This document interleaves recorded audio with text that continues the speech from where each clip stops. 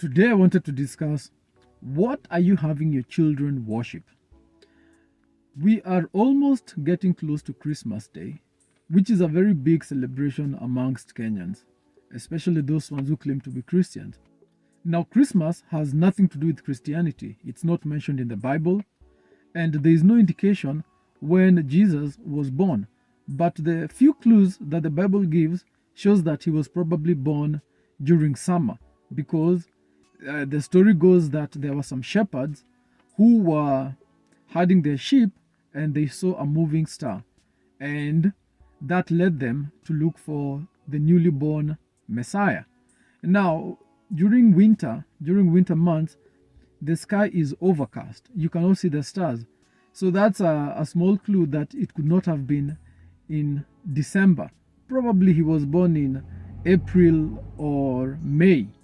But nevertheless, the Christians don't care what the Bible has to say about anything, because they're following the Europeans. So Christianity in Africa is nothing but a vehicle for European culture, and almost has nothing to do with the Bible or what the Bible is talking about. So at any rate, European culture demands that there be a Christmas whereby there's a celebration of the cold and the ice. And here in Kenya, you'll find Africans drawing pictures of ice and of reindeer, which is not native to Africa, and drawing pictures of a European character called Santa Claus all over shops and other places. It's absolutely bizarre. You even find African Christians giving each other cards with scenes of snow and evergreen forests and an environment that is clearly not African, and an environment that is clearly not in North Africa. Because if you're going by Christianity as the excuse, we at least need to acknowledge that Jesus was a resident not of Norway or Sweden, but of basically North Africa, where he was born and brought up. And you will not find those sort of wintry scenes. But nevertheless, African Christians don't care about that, because this is not about the Bible. This is about the worship of the Europeans in Africa. So at any rate, African parents, encourage their children to worship and pray to this character called Santa Claus. Now, Santa Claus, it's an interesting story where he comes from. Now, he's a European character that has been quote unquote Christianized. But the origins of this character called Santa Claus is a Germanic name called Sinter Claus. And it has very deep occultic origins. And it appears to have been the same god called Moloch, to whom children were sacrificed. So even in the worship of Santa Claus, small children are presented to him when he's seated, and they're given presents, or in the original format they would be given gifts or curses, And when you look at the god Moloch, he was the god who was worshipped through the sacrifice of babies. Now, Moloch has evolved into many different forms, and this character, Santa Claus, has taken that history of all these pagan gods. For example, not only is he an embodiment of Moloch, he's also an embodiment of the Baphomet goat. And in the original Santa Claus story, in the very original version of it, this character called Santa Claus is accompanied by goats, by a goat that has the body of a human being, but the legs of a goat and the head of a goat. Now we know that goat to be the Baphomet goat. So when you look at all the original images, you'll see Santa Claus, and then surrounded by this goat-headed entity going around, either giving gifts or curses to small babies. And even today in Europe, when you see them performing the Santa Claus ceremony, you will see that Santa Claus, beside him, there is a man dressed up in a goat suit. Very scary looking character. That's the Baphomet goat. So Santa Claus and this goat have nothing, obviously, to do with the Bible or to do with Christianity. Okay? So many Christians in Africa, at least Africans who pretend to be Christians, they participate in this celebration, claiming it is a Christian celebration. So I just wanted to do this short video to show that it is not a quote-unquote Christian celebration, assuming that Christianity is the practice of what is written in the Bible. Now we know in reality, Christianity as practiced today in Africa has nothing to do with the Bible. Okay? And so someone needs to say this, because the churches are not standing up to be opposed to this. And the churches are supposed to be the representatives of biblical truth. So the churches themselves encourage the Africans to participate in European ceremonies, because I think Africans don't have any ceremonies, any celebration. Can you think of any African celebration in Kenya that everyone participates? So all celebrations, all ceremonies, all festivals are European festivals, right? Because there's been a cultural genocide. And most Africans don't care. The important thing is to follow the European in whichever way the European is going. Okay, so we need to examine all these festivals and try and expose them for what they are. This doesn't mean that Kenyans will stop these celebrations. No, nothing can stop Kenyans from following the Mzungu. It's impossible to separate Kenyans from their Mzungu masters. That will never happen. You cannot save people from slavery when they delight to be slaves. So that's not changing. At any rate, this is the story of Santa Claus. Now, in the original version, Santa is actually Satan. And you can even see in the play of words, you can see in the play of words that if you simply rearrange the letters, you will see that what it is that they're worshipping. Now, when the people were trying to justify it biblically, they started claiming that there was a European saint, in quotes, called Nicholas, and that is the character. But in the Second Vatican Council, they said that the character Nicholas never existed at all. It was pure fabrication to try and justify this entirely pagan festival that was introduced by the Europeans into Christianity.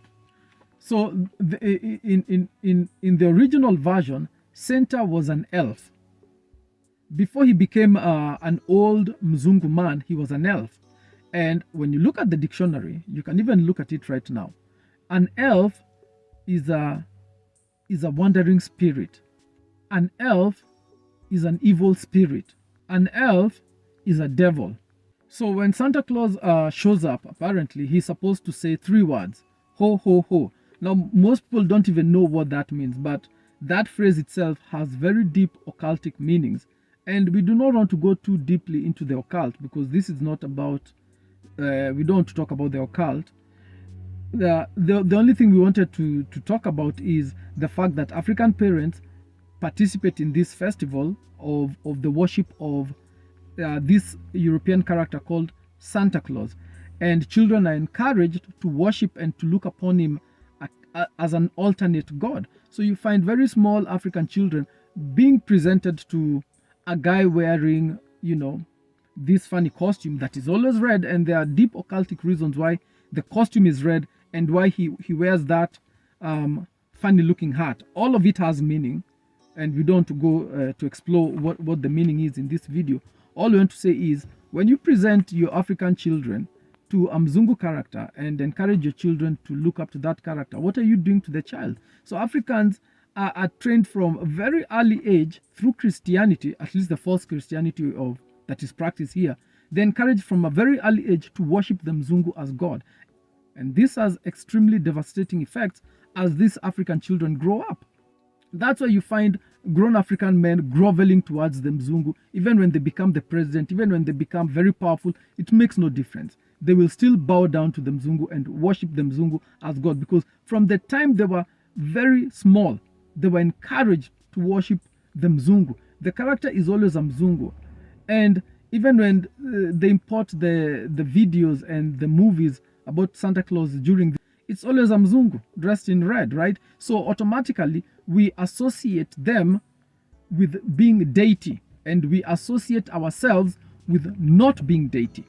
And that is extremely devastating. And some things should be illegal, but there's no one to make them illegal, because it is the coconuts, the brainwashed Africans, who have all power in a country like Kenya. They control the government, they control the parliament, they control the media, and they control the churches. So all the fundamental centers of power in any country are controlled by the coconuts, who don't see a problem with the worship of Europeans as God. And so our problems as a nation or as a continent will continue for a long time, because even this coming Christmas season, there are small babies being encouraged to worship, Santa Claus as God. And let us not even go into the other Christianity, where everyone worships statues and idols of Europeans as their God, and truly think that the biblical characters are European, and they're not. We just wanted to talk a little bit about this character called Santa Claus, and to inform everyone that it's not Santa Claus, it's Satan Claus. And the word claws refers to claws like talons. So you're in the claws of Satan. Like, that is the origin of this sort of European celebration, which is coming from their pagan past, which was of course very occultic. And it's really sad to see all these pictures that people in Kenya will draw on shops, on their houses, give each other, cards, put trees inside their house, and none of these things have anything to do with the Bible, and it has everything to do with the glorification of European and Western culture, which is directly contradictory with the biblical values. And when you look at the cover, when you look at this image that is on the cover of this video, you'll see this is a production from the United States, from a company called Disney.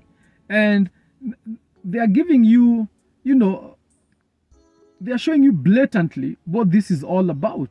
Because increasingly over time, the occult is beginning to be made manifest. They're beginning to pull back the veil and showing you the truth of what things are. So that when someone like me comes and tells you that, Santa is Satan, of course you'll contradict me, because I'm an African, and of course Africans don't respect other Africans.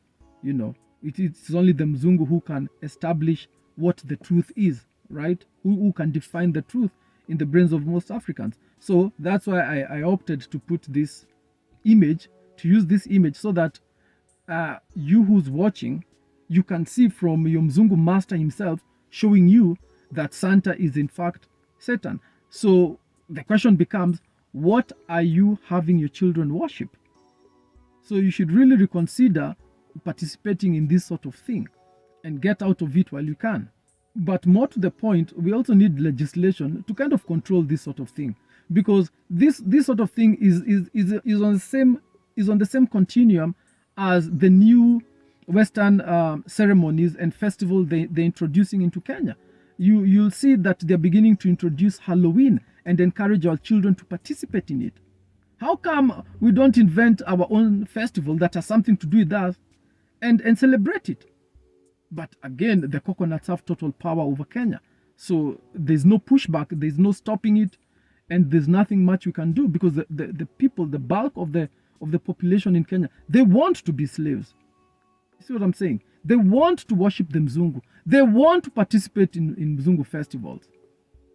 That's why every single aspect of Western culture is being introduced, and it takes root in Kenya, because there's no resistance. People want that. And so it's very difficult to stop something that people want. So if the men of the country want to be slaves, then how do you fight back? See, you can't fight back. You can only lament from the sidelines, like me. So at any rate, it's good to know the origins of all these European festivals that you people are participating in, so that even while you're participating in it, at least you have a clue. I know you don't care, because Mzungu comes first. I get that. But it's also good just to have the background knowledge, so that while you're rolling around in the mud, you are aware that it is pigs that roll around in mud. That at some point, maybe it will hit you to get out of the mud,